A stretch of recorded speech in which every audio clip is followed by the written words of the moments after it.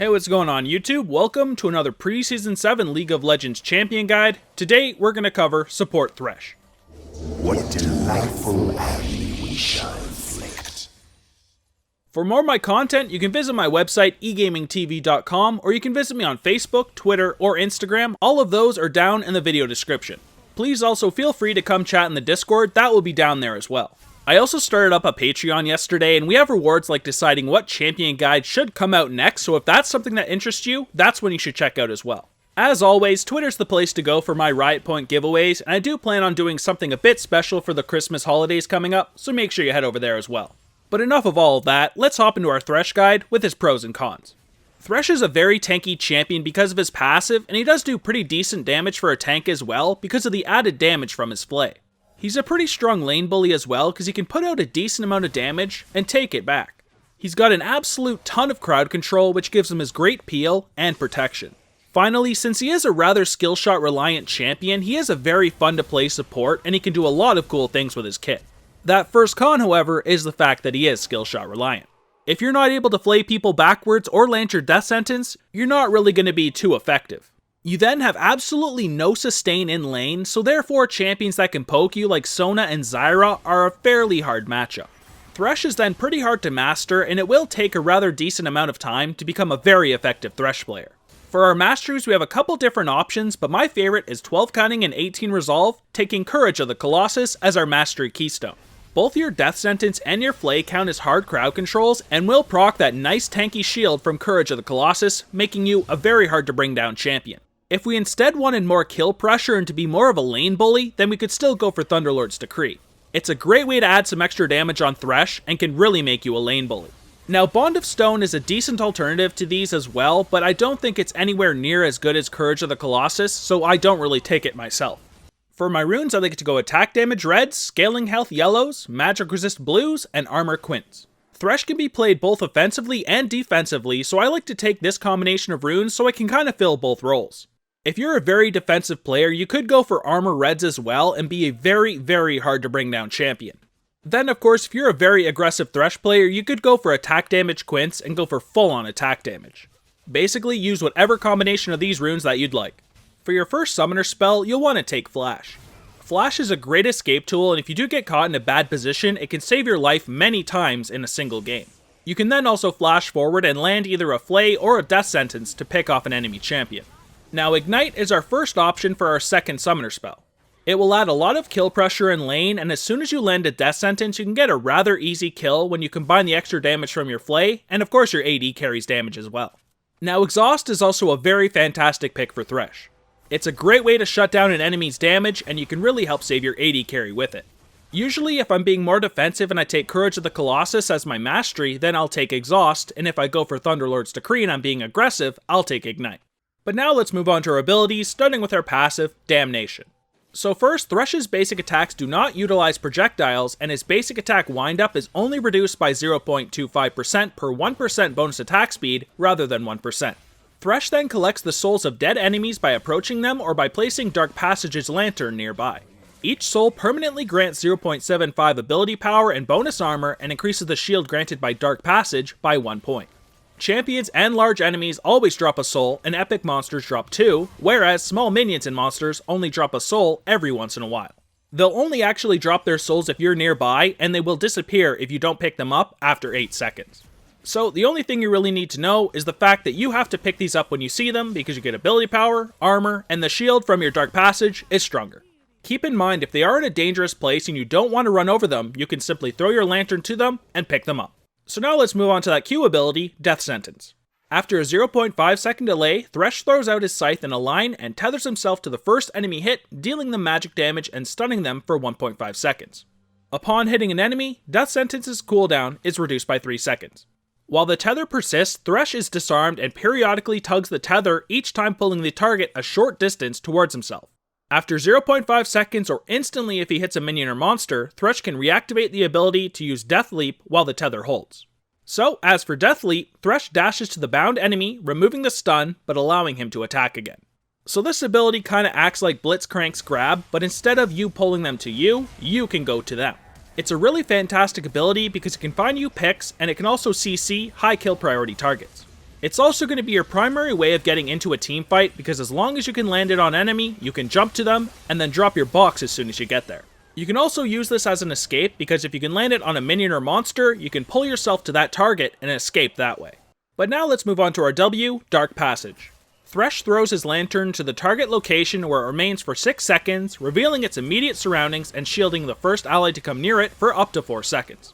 If an ally right-clicks the lantern, they pick it up and dash to Thresh's location. If Thresh moves a certain distance away, the lantern will automatically return to him. So there's 2 primary ways you're going to use this ability: to pull somebody towards you if they're coming in for a gank, or to save an ally caught in a bad position. Whenever your jungler is coming in for a gank, you can wait near a wall, throw this lantern over it, and then they can jump to you for a much more successful gank. Then of course, if somebody's in a bad situation, you can throw this forward so they can leap back to you as well. It's a very solid ability, but it does only require 1 early point, so we can save our allies or pull people into us for ganks. Now let's move on to your E, Flay. For the passive, Thresh's basic attacks deal bonus magic damage increased with the time he spent since his last basic attack, and this scales off of your souls and AD. For the active, Thresh sweeps his chain in a broad line towards a target direction. Enemies hit take magic damage, are knocked in the direction of the chains, and are slowed afterwards for 1 second. So this passive is pretty damn strong, and it's what makes Thresh a pretty good lane bully. Allow it to charge between your basic attacks, and it will add a lot of damage. The active can then be used offensively and defensively. You can push people towards your team, or you can push them away from your team as well. Whenever I land a death sentence and I'm going in for a kill, I will flay them towards my team, but if I do need to peel for an AD carry or something, I will push them away. Alright, now let's cover the ultimate, which has a pretty dumb name. It's called The Box. After a 0.75 second delay, Thresh summons 5 spectral walls around him that last up to 5 seconds. Each wall breaks upon contact with an enemy champion, dealing them magic damage and slowing them by 99% for 2 seconds. Once a wall is broken, the remaining walls will deal no damage and slow for only 1 second. So it's a pretty decent ultimate, but it's not that crazy good. Early on, the damage can be pretty damn solid, and if you're doing your all-in combo, which we will be covering in just a second, it can actually do some fairly decent damage on a single target. In a team fight, all it's really going to do is provide a decent peel. A 99% slow is pretty decent, but it does only last 1 second, and this only does damage once. But still, as long as you drop it in the middle of a team fight, your carries will have an easier time kiting. For our skill order, we want to put a point into our ultimate whenever we can at 6, 11, and 16. We then focus on maxing our E ability first because it does add a nice chunk of damage in the lane phase and can really make us a lane bully.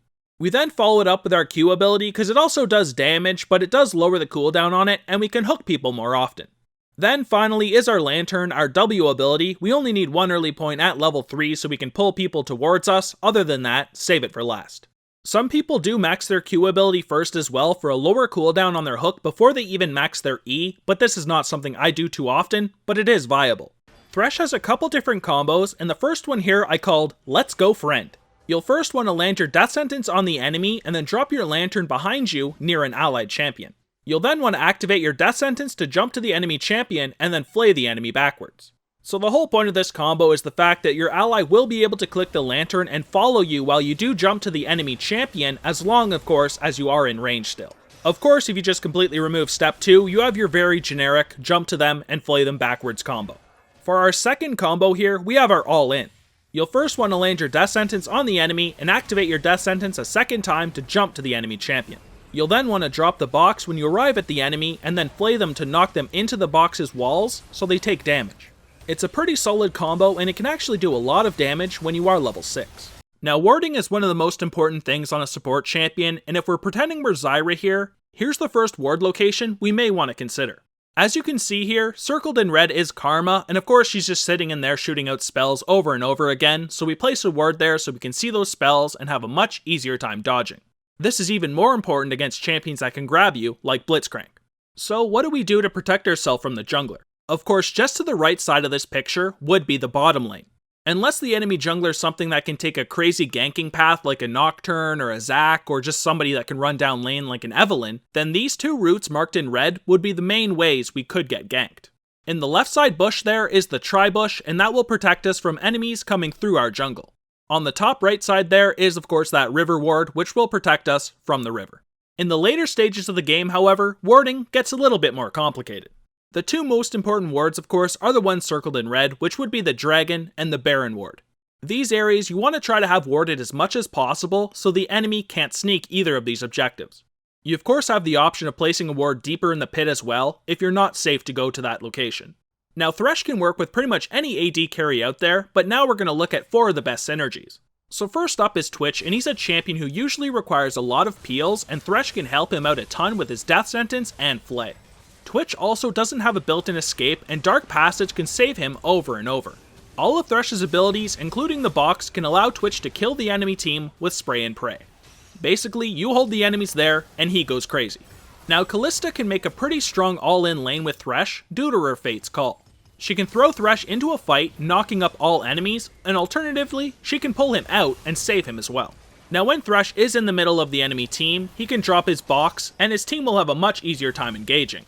Kalista also requires some time to get off her full burst combo, and Thresh can easily give her the time with all of the crowd control he provides. Now Jinx is a champion who usually requires a lot of peeling as well, and Thresh can help her out a ton with Death Sentence and Flay yet again. Jinx, just like Twitch, has no built-in escape, and Dark Passage will usually save her multiple times in a single game. Jinx can then use her Flame Chompers to chain CC targets when Thresh lands his Death Sentence, and they can get a pretty easy kill. Now last here is Caitlyn, and she works with basically every single support pick out there, and Thresh is no exception. Whenever Thresh lands a Flay or a Death Sentence, Caitlyn can drop one of her Yordle Snap Traps to chain CC the enemy, and usually kill them rather easily when she uses her Headshot, Piltover Peacemaker, and Ace in the Hole combo. Thresh can then give Caitlyn all the peeling she needs to bring down the enemy team. In teamfights, there's 2 main things you can do, and it kinda depends on the champions on your team. The first one of course is peeling for your carries, and the second is being a frontliner while trying to crowd control high kill priority targets. I'll generally hang around my AD carry or AP carry and peel for them when necessary so they can do the damage that they need to do. If the enemy team has fed carries and no one on my team can get to them, then you may want to try to stop their damage yourself. In a normal teamfight though, you'll usually just want to peel and get crowd controls on the enemy carries whenever you can. Now let's look at a couple hard matchups, and first up is Sona. Sona's going to be really hard for you to deal with because of the poke damage from her Hymn of Valor and her Power Chord. Thresh lacks any sort of sustain in lane, and Sona can usually manage to push you out. If you do manage to get any harass on her, she can easily sustain herself with Aria of Perseverance. Then, if you do get on her team, she can just stun you with Crescendo. She's pretty annoying to deal with. Now next up is Zyra, and she's basically a higher damage version of Sona that does have more crowd control, but no sustain. She's going to poke you down all lane long with her Deadly Spines, Grasping Roots, and her plants. If you can't dodge any of it, you're in for a miserable lane. She's then able to stop you from engaging with her Grasping Roots, and her Stranglethorns is a better ultimate than the box. Now let's look at 2 more, and first this time is Morgana. This is basically because of her Black Shield. If you do land her Death Sentence on her or her ally that does have Black Shield on them, they will still be tethered and you can jump to them, but they will not be stunned. She has an extremely strong snare, and her Soul Shackles makes her a very strong teamfighter. Now last here is Brand, and he's going to be pretty hard for you to deal with because he has a crazy amount of damage.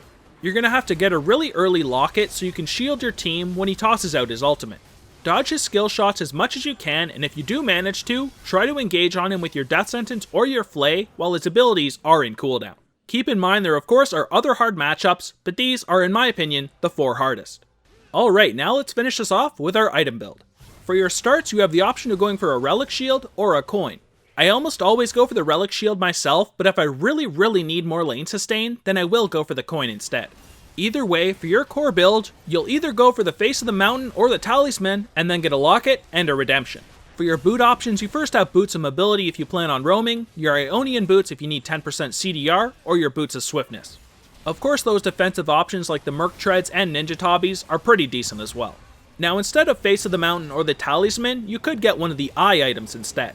This would be Eye of the Equinox or Eye of the Oasis. You're not going to have the nice shield from the Face of the Mountain or that speed boost from the Talisman, but the trade-off is the fact that you won't have to waste a slot getting a Sightstone. But for our item pool, if we didn't get one of the Eye items, then we have to get the Ruby Sightstone. Warding is extremely important. We then have the Knight's Vow, and it gives us some nice tankiness, and the passive when you are attached to our partner is really strong. The redirection of damage and the heal is a really strong part of the item, but that 40 armor and 15% movement speed when moving towards your tethered ally is also a very strong part of the item. Next is Mikhail's, and it's a very strong item if there is a lot of CCs on the enemy team, and you want to be able to remove one from an ally. Zeke's is then a pretty good item as well, but not one I take too much in solo queue. If you're against an auto-attack reliant team, Frozen Heart is a fantastic pick as well, and it will give you some nice armor and of course 20% CDR. If you wish to add some split push, then you could get a Zezirot portal as well. It's a nice way of applying some extra pressure on the enemy team. Then finally, if you are looking for a speed boost and we didn't take the Talisman, you could get a Righteous Glory. Now for the first full build, we take the Face of the Mountain core, but of course get a Sightstone early on and finish it with a Knight's Vow. It's an extremely strong build, and we will have two different ways of shielding our allies with both the Locket and the Face of the Mountain, and a really nice heal from the Redemption. We of course have those wards from the Sightstone, and we can attach ourselves to an ally with the Knight's Vow. For our second full build here, we took Eye of the Oasis, just so I can show you how nice it is not having to take a Sightstone. Since we are able to get a Mikhail's for 10% more CDR here, we were able to go for the Boots Mobility, because we are CDR capped, since we didn't have to grab that Sightstone. It's another solid build, but I do personally really like Face of the Mountain. But that, ladies and gentlemen, covers everything I've got for pre-Season 7 Support Thresh. Don't forget to check out the video description below for a link to all of my social medias. And of course, if you guys did enjoy the video, please make sure you thumb it up and subscribe. But other than that, thank you guys a ton for watching the guide. I hope you guys did enjoy it, and I will see you guys in the next one. Peace!